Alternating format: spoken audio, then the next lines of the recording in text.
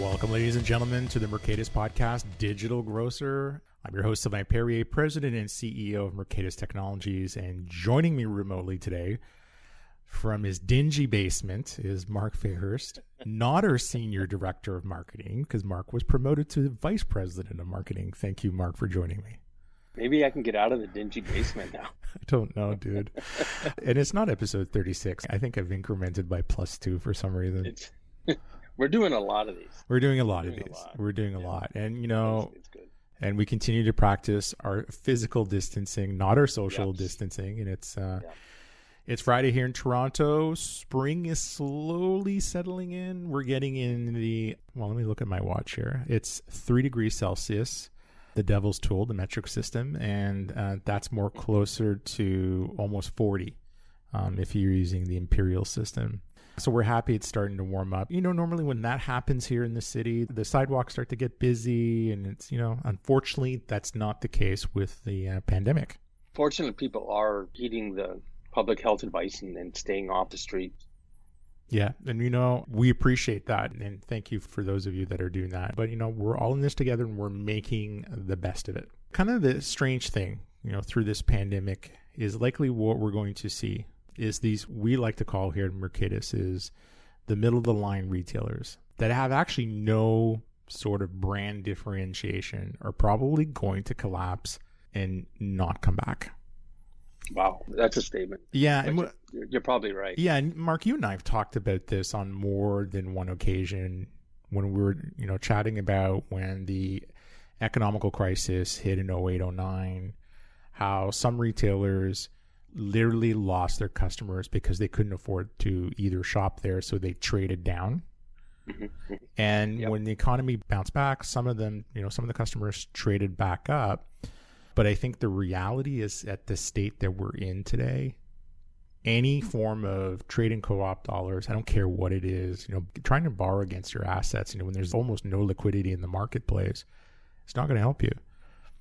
You know, I'm thinking Macy's, JCPenney maybe. JCPenney had a pretty high profile departure. Sean Gensch, who used to be the CMO over at Sprouts Farmers Market, and Sean's an amazingly smart individual. Yeah. You know, and I think when it comes to grocery, you know, it could be the same. We've heard the unfortunate rumors that are circulating in the industry today. If we don't really quash that curve anytime soon, that some governors are actually prepared to close grocery stores and only let them be open if they can do click and collect and delivery. Yeah.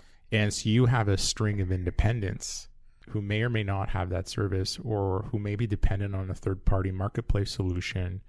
And if they can't get people to come in and do any form of work because they have zero medical coverage, because they're so dependent on the gig economy in order to make that happen. Yeah, and this could be a problem for some of these retailers, and it would be sad because, you know, you have people that have invested their life savings. You have, these are second, third, fourth generation businesses where the wealth is tied up in these properties. You know, some unfortunate things kind of happen. But, you know, nonetheless, there are some retailers that out there that have just really carved a strong niche for themselves in terms of not just a brand experience, but really capturing the hearts and the minds of their shoppers. You know, I'm thinking Farm Boy here in Canada, around the capital area, which Sobeys bought not long ago, Sprouts Farmers Market, and then kind of the darling right now on Wall Street. And we know a few people over there, Layla Kasha, who's the SVP of Marketing, Grocery Outlet. Yeah. We've done quite well. I mean, you buy stuff there at Grocery Outlet that's 40% less expensive than anywhere else. Yeah. And if you think about parallels with the 2008 recession, which retailers are going to be doing well coming out of the economic downturn? Well, the big ones will. Yeah. I mean, if you think Kroger will do well, Walmart will be fine. I mean, it's also, I think there's not just the economical aspect of what's happening right now, but if you as a retailer take an approach where you care and you're being authentic with your shoppers and you're worried about them and you're trying to help them, I think shoppers will reward that brand all day long. But I think if you get into, and I've seen this in some of our provinces here in Canada, where they're taking advantage of them. God bless you, because I'm afraid for your brand when all this bounces back. It'll be interesting. But, part of what we do here at Mercatus is, Mark and I and the entire senior leadership team, we try to impart this down to the team. There's 92 of us now, is be a lifelong learner.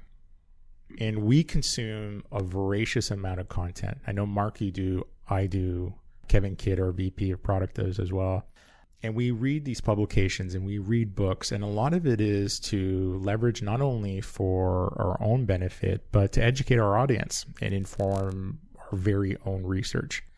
Now, thanks to Jeff Kettner. Yep. Kettner is our PR firm. Yep. One 3 book. years now. How many years now? 3 years. 3 years, yeah. And year with them, yeah. Out of Austin, Texas. An amazing book came across my desk about 2 weeks ago. And it's an advanced copy, and it's written by Steve Dennis, and it's titled Remarkable Retail: How to Win and Keep Customers in the Age of Digital Disruption. Now, I'm blown away by this book. And why? Well, because it's actually written by someone who's been in the trenches. He gets it. And the book is raw and honest. He doesn't pull any punches. And quite frankly, this book should be an essential survival guide for any retail executive. You know how we all talk about, I know we do in the tech space, but we talk about our toolkit. Yeah. We'll have, hey, if I need an ops guy, call this person. If I need a marketing person, call this individual. I have this templated NDA. I have this, I have this, I have this. This should be the same thing. If you're the CMO, if you're the VP of digital, if you're an e-commerce director or so on, this should be your book that's on your desk where you're making reference to. So retail Bible. Well, yeah. I mean, I'm not sure if I'll get on my knees for it, but yes. It's Friday, folks, and it's Toronto. God, it's been a long week. I like this book so much that the author, Steve Dennis, is on the phone with us today to talk about his book that's actually going to be released on April 14th. Now, so for those of you who don't know Steve, he's a consultant, he's a keynote speaker, and author focused on retail growth and innovation. He has been named a global retail influencer by multiple organizations, and his thoughts on the future of shopping are regularly shared in his role as a Forbes senior contributor, which is true because I've read some of it. Now, he's had a 30-year career as senior executive at 2 Fortune 500 retailers, and more recently as a strategic advisor. Steve's worked with a dozen retail, consumer, luxury, and social impact brands to inspire, catalyze, and design their journey to remarkable results. He's delivered talks on 6 continents, sharing his unique perspective on what it takes to reignite customer growth in a world of constant change and shifting consumer preferences. And that is for sure in the last 18 months, if not in the last 6 months. He's contributed commentary to Bloomberg, Business Week, the BBC, CNBC, CNN, the Harvard Business Review, and the Wall Street Journal, among many others. I did speak to my brother who works at Bloomberg, and for sure he's come across some of Steve's stuff. Steve is currently the president of Sageberry Consulting, and prior to founding Sageberry, he was the chief strategy officer and SVP multi-channel marketing for Neiman Marcus Group. Steve, welcome to our podcast. Well, thank you, and thank you for those very, very kind words. You're more than welcome. I'm blushing. Great. So, Steve, can you share with us the overall premise of your book? Well, when I started it, the original premise was this idea that I thought physical retail isn't dead. It's really more that boring retail is. And then it kind of morphed from there to really be about how, and I think by now maybe this is becoming obvious, that you just can't get away with being good enough or a slightly better version of mediocre anymore, that you really have to be remarkable to have any chance of survival, and which I think is being made even more clear by what we're going through right now. Yeah, absolutely. And first of all, you've intentionally split the book into 2 parts, which is brilliant. When I was reading, I feel it gives the readers this kind of sense of context and application. Mm-hmm. And in the first part, you titled it Shift Happens, and you talk about this profound systematic shift that is currently happening. Can you share with us what this revolution is? Sure. Well, I think there are a couple components. I think the broadest one is, if you think about the way things were 10, 15 years ago, a lot of retail models and frankly, a lot of businesses were really built on scarcity. There wasn't great access to distribution, to products, to information, to pricing, to reviews, all these things that allowed basically the brand or the retailer to be in control and the customer to be in a little bit of a weakened position and just have to select from a relatively narrow set of choices, which, if you lived in a big city, that wasn't necessarily a huge compromise. But, the internet has just created this world of abundance, abundance product choice, abundance of information. And so if you're just good enough or even pretty good, you oftentimes are really an also ran. So I think digital technology just fundamentally shifted the basis of competition. And now we're in this kind of everything now world where the customer is much more in charge, and it just shifts the balance of power. So and I'm sure you hear this as much as we do. There's these so-called retail pundits that are out there, and they talk about the retail apocalypse. And specifically they're citing brick and mortar. And every time there's someone reducing the number of brick and mortar locations they have, or, somebody's going to shut down, they seem to rematerialize. Or if we're coming up on the holiday season, Christmas and New Year's, and then somebody's going to make the bold predictions for the next year, and then somebody brings up the whole notion of the apocalypse. What's your opinion on these comments? Well, so one of the chapters I have in the first part is called "The Future Will Not Be Evenly Distributed." And I think, one of the points is that it's really, I guess, more attention getting to make these broad pronouncements. But I think if you look at what's going on in retail broadly, physical retail is still by far the majority share of how people spend their money. Physical retail, it remains to be seen how the whole world of retail will turn out this year, obviously. But if you look over the past 10 years, physical retail in the US anyway, I think it's pretty much the same in Canada, has been positive. And there are lots of stores that are being open, and there are lots of mostly physically based retailers that are doing really well. So I think the general narrative is greatly exaggerated. I think where things are fairly apocalyptic, not talking about the immediate future here, it's really in the middle of retailers. The retail apocalypse is pretty concentrated among a relatively small number of brands, and there's plenty that are doing really well. So one of the challenges I think that companies in the same space as ours here at Mercatus is that not every grocery retailer treats e-commerce as part of the overall business. Right. And it kind of sits off to the wayside. They give it some resources and not even the same, no merchants, not even conversations with the core merchandising team. We try to do our best to kind of get them think strategically in terms of, it has to be conceptually one business. Exactly. So why do you think retailers are, and maybe not just in food, maybe that's happening in the other parts of the retail vertical, but why is that? Why are they so fixated as treating it as separate? Well, in my experience, having worked for a couple of retailers that really struggled to get to see the channels as really one thing, and some clients, I think a lot of it stems from most of the retail leaders have come up in a largely brick and mortar world, and they established a lot of the way they measure things as being very channel centric. And when brick and mortar is your dominant channel, whether that's grocery or whether that's department stores, you tend to then bolt things on. And I think what happened with a lot of retailers over the past 10 years is they basically added e-commerce as a separate thing and thought about it as a separate investment channel, oftentimes with its own P&L and own staff and so forth.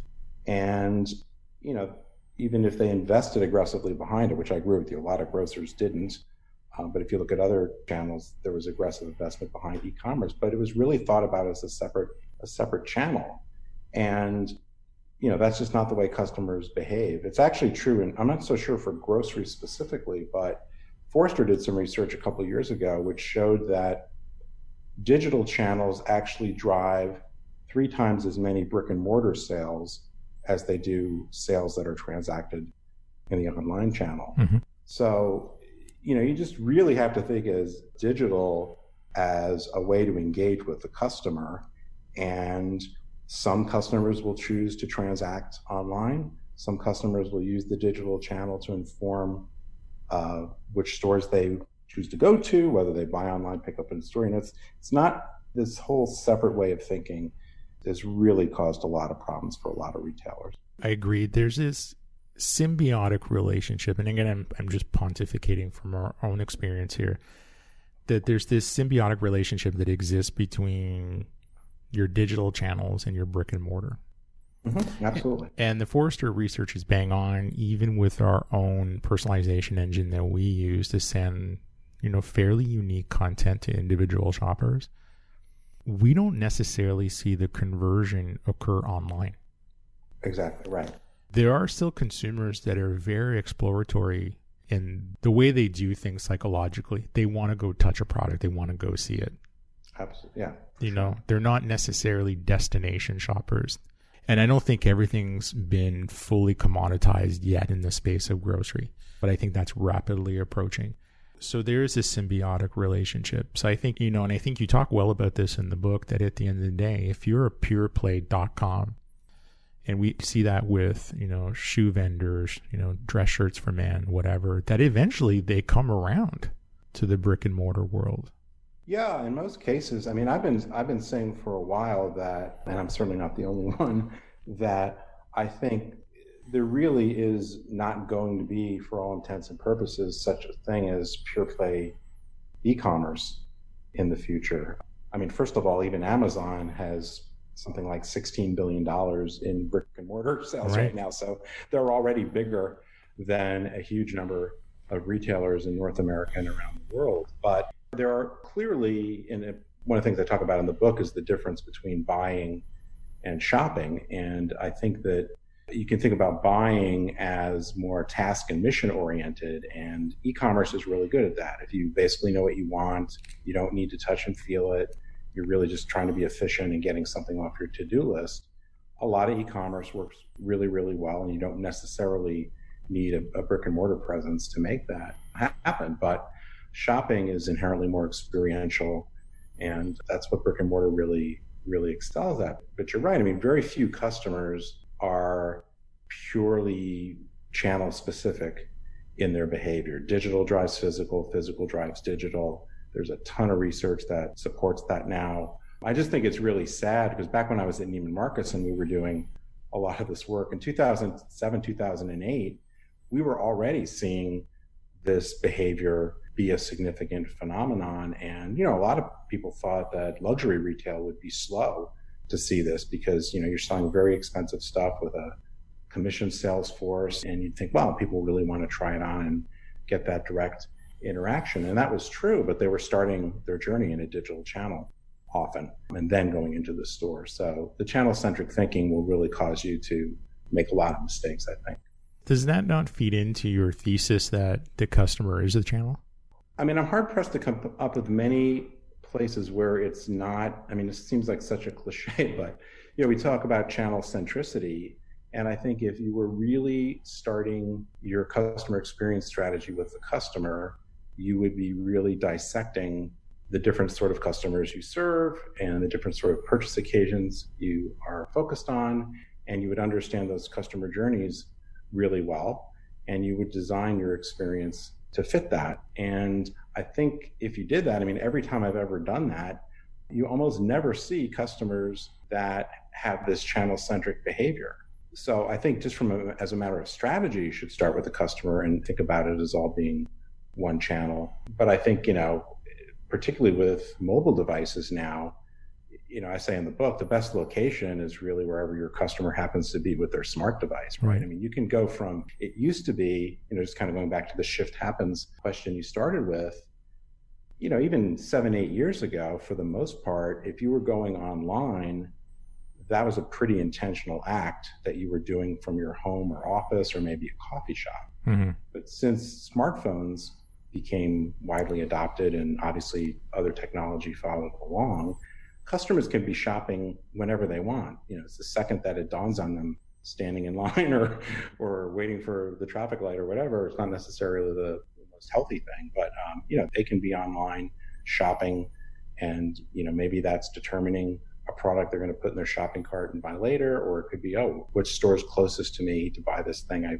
forgot to pick up. And so it just really blends the distinction between the channels. And that's why I talk about fundamentally the strategy of embracing the blur, because I think the shopping lines have been blurred for a while and they're just becoming more and more blurred. And it's interesting that you say that, because when I look at the retail landscape right now and I think of the proliferation of, smartphone applications, and kind of with the backdrop of the philosophical elements that you mentioned, and at the end of the day, serve your customers where they are, regardless of time of day. There's these business models that are coming out that are just, I can't wrap my head around them, how they make money. Maybe because they don't. Yeah. And I'm pretty good, because my first degree was in accounting. And so I can really run some ratios fairly quick. So I look at some of these things and some of these pre-IPOs or these prospectus, and I'm like, how does this stand up? Is this just a cash grab for Wall Street? Explain to our listeners your section on the Warby Parker of whatever. First of all, I should be clear that I like Warby Parker. I'm a good customer. I think they're probably one of the few so-called digitally native vertical brands that I think are likely to be enduring. But, one of the things that happened, I don't know, about 10 years ago probably, was this whole idea that you could build powerful brands without these pesky things we call stores. Mm-hmm. That if you could avoid the rent and the inventory and all the complexity of operating brick and mortar stores, you could just have this amazingly scalable business. And a lot of people, I think, heard Mark Andreessen's comment that software eats retail, and his prediction that there will be no physical retail in the future, which I think, as much as Mark Andreessen is a super smart, successful guy, I think very soon that will look at to be one of the most foolish statements made in recent times. But anyway, venture capitalists got behind quite a lot of these models that were basically premised on building great consumer brands without any physical assets to speak of. And so venture capital piled in. A number of these companies, Warby Parker, Bonobos, Untuckit, Wayfair, et cetera, raised a lot of capital. And then that started kind of the second tier of folks following behind them, seeing what was going on, to try to build brands in a similar fashion, and basically doing some version of, disrupting a particular category with innovative product design, cheaper prices, great customer service. But along the way, it seems that many of them forgot that they eventually have to make money. And I think what we've been starting to see, even before we got into the whole COVID-19 crisis, is that many of these market segments are not big enough to support an online-only model. So most of them are getting into physical stores, rather ironically. The cost of customer acquisition online has gotten, as you guys well know, just crazy expensive. And many of these brands have pretty high product returns. And so, they just basically have built these profit-proof models, been setting fire to big piles of cash for the last few years. I think it's even pre the COVID-19 crisis, I think it was becoming increasingly obvious that many of these brands had no chance of being as big, at least as the venture capitalists hoped they would be. And I think now, it's going to be harder for them to raise capital, presumably. And, they're obviously taking at least a short-term hit from the pandemic. Do you think Instacart is one of those? I don't know as much about Instacart in particular, but I think home deliveries are really, I've worked in a couple times in home delivery, and home delivery is just really, really challenging to make happen. So I suspect they're going to be pretty stressed throughout this. And, Amazon obviously is the best at home delivery, but they're having a hard time getting the economics to work as well. So I'm pretty skeptical, not that these are all going to go away, but I think there's going to be a real reset on the valuation and consolidation. Yeah. Whether that'll specifically hit Instacart, I'm not sure. It's interesting you mentioned Amazon, because you can't Amazon, right? And if you look at their numbers, and it's in your book, quite frankly, I think, because I'm not going to make this up, I think it's 27% their cost of goods sold is tied to fulfillment and delivery. I think it's actually a little higher. I think I don't know that we'll see what the most recent numbers look like, but that I think they were trending upwards, and that's where it was, I think, at the end of 2018 or early 2019. Yeah, and if you look at it and you try to transpose that over to grocery, where it's not as efficient as an Amazon, I mean, it's tough to say if any company doing pure delivery play is going to be super profitable. In the second part of your book, this is really where the rubber meets the road, and you have this 8-step program. It's not like a 12-step program, but it gets you where you need to go as a retailer, and it's sobering advice, right? Because you're setting up the landscape. You're saying, hey, historically here's where the mistakes have been. Here's what you need to be worried about, blah, blah, blah, blah, on the first part. Then you start to kind of explain to them, here's the 8 steps. Mm-hmm. And can retailers dig themselves out of the hole? Well, I hate to give you the it depends answer, but I think that unfortunately, many retailers have dug such a big hole that I think it is going to be extremely difficult. I wrote a piece for Forbes a couple of weeks ago, I think it was, where I talked about the collapse of the middle, and I said that the coronavirus is going to just accelerate further the collapse of the middle. So these retailers that don't have a remarkable value proposition and have terrible liquidity or capital structures, I don't think many of them are going to be able to recover. But I think for the most part, COVID-19 is somewhat just accelerating the inevitable. Mm-hmm. But I think there are plenty of retailers, if they've got at least a solid market position and they've got some ability to actually fund innovation, absolutely. I think, Best Buy to me is a great example of a company that 2-3 years ago, a lot of people thought was going to get Amazoned, or whatever term you want to use. Yep. And, it's a very mature business model, so I don't think they're going to, just light up their growth or profitability. But when they rethought their business model and developed what I call more harmonized strategy, so not getting so caught up in the separate channel dynamics and understanding what digital is good at and what physical retail is good at and blending them, they've really resurrected themselves. So it can be done, absolutely.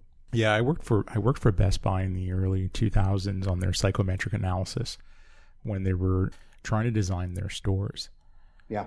And I got to work with the team, Best Buy Canada out of Vancouver, and then the team in Minneapolis, and then traveling to the major urban centers. And it was great because they were extremely data oriented and leveraging real-time metrics to say, hey, this store in Fairfax, Virginia, this is the products we're going to sell, and here's how we're going to merchandise this store.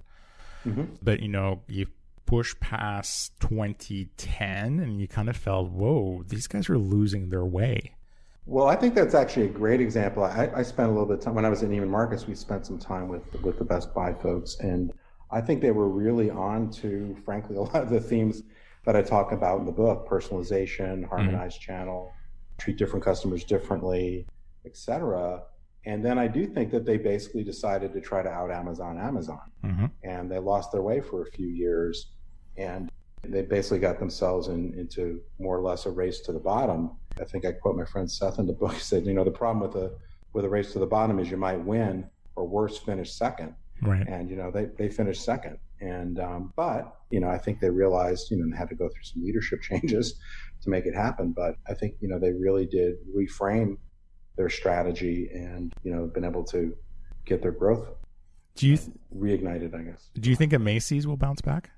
I've been very critical of Macy's, and I think that they are counting on some incremental improvements being the thing that keeps them relevant, and I don't think they're doing enough to stay relevant. But I will say I think they're a little bit better positioned than, say, a JCPenney is. So they may benefit from being kind of the last man standing in that moderate department store space, because I do think there is still certainly demand for that kind of store. It just continues to contract. And so I think they'll probably be around in a smaller form, but I definitely don't think it's a foregone conclusion that they'll make it. Yeah. It's I don't know. I mean, I think you're right on JCPenney. Losing Sean and him migrating somewhere else is a big blow to that business, and it kind of a telltale sign. So today, amidst the pandemic, what would you advise a retailer who needs to reinvigorate their brand and somehow lead it digital? What would you tell them? The first thing I should say is I appreciate that we are in unprecedented times, and that the vast majority of retailers really have to manage for cash, essentially. So, it's sometimes hard. It's like, I think what Mike Tyson supposedly said, everybody has a strategy until you get punched in the face. And, so I think it's hard to perhaps think long-term and strategically, at least for the immediate future. But one thing I like that you said earlier is, I think if you can possibly do it, think long-term about how you treat your customers, how you treat the people you work with, your vendors, your agencies, your partners, and not be so short-term sighted and transactional. I think the long-term relationship, the things that are accretive to your brand, I think will serve you well if you can possibly do it. Obviously, you need to keep the lights on. But strategically, my general advice is, and again, it sometimes sounds so trite, but really go deep in understanding your customer. I mean, dissect those customer journeys at, as detailed a segmentation as you can muster, and by the different types of journeys those customers engage in, because, I think sometimes people try to do like this one size fits all view of the world. And, I learned early on when I was in the furniture business a million years ago that the way people shop for a mattress is really different than the way people shop for a dining room table, right? Even though it's all furniture. Right.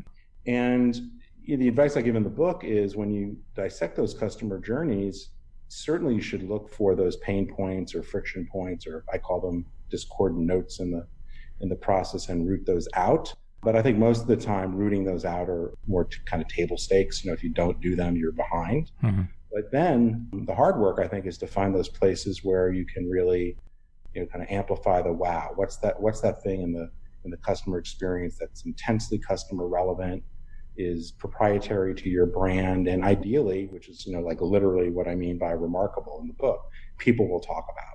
What are those things that the customer really cares about, but creates a story for them that they will ideally share with others. So, certainly easier said than done, but I think the deeper you go down on understanding the customer and dissecting the customer journey and the role of digital in those journeys, the better off you'll be. Perfect. Well, that's great advice. And Steve, it's been a pleasure having you on the show. How do people get a hold of you? Probably the best way is to go to my website, which is StephenPDennis.com. So it's Stephen with a V, sorry, Stephen with a V, can't talk today, and P like Peter, Dennis, Dennis. Perfect. And so the book is coming out on the 14th, and I suspect all the usual channels, Barnes & Noble, Amazon. Yeah, I've been really fortunate that pretty much everybody's carrying it. So yeah, all the usual suspects. If you want to support independent bookstores, which are really struggling, there's a great website called bookshop.org, which gives money back to small and independent retailers. And there will be an audiobook version also up on the major platforms in a few days. Fantastic. Thank you. And Mark, how do people get a hold of us? Regular channel, regular way, www.mercatus.com. And on the podcast page, we'll have a link to Stephen and his profile and where you can get his book. Thank you, folks. And we will talk to you soon. And keep your ear to the ground for our next episode. Peace.